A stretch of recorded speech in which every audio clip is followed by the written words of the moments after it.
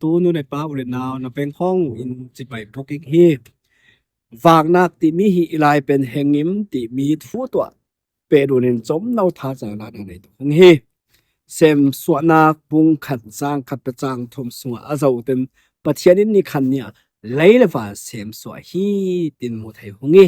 ma mi a sem suwa mi lei lewa na chung wak nak ti mi pathian in na pia hi ti mu thai hong hi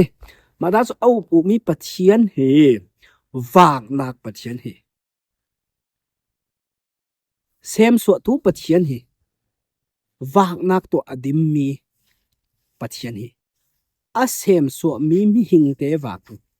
wak nak nei tu hong hi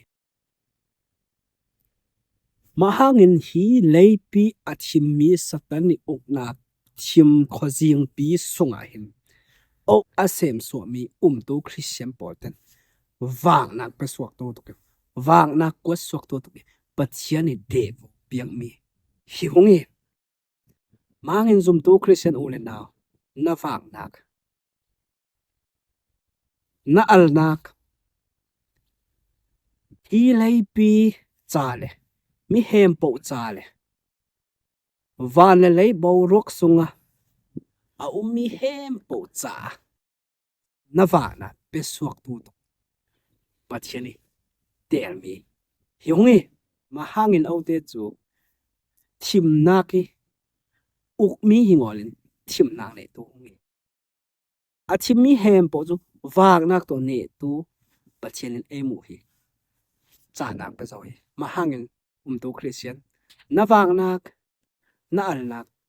mi hem po cha wak sa sem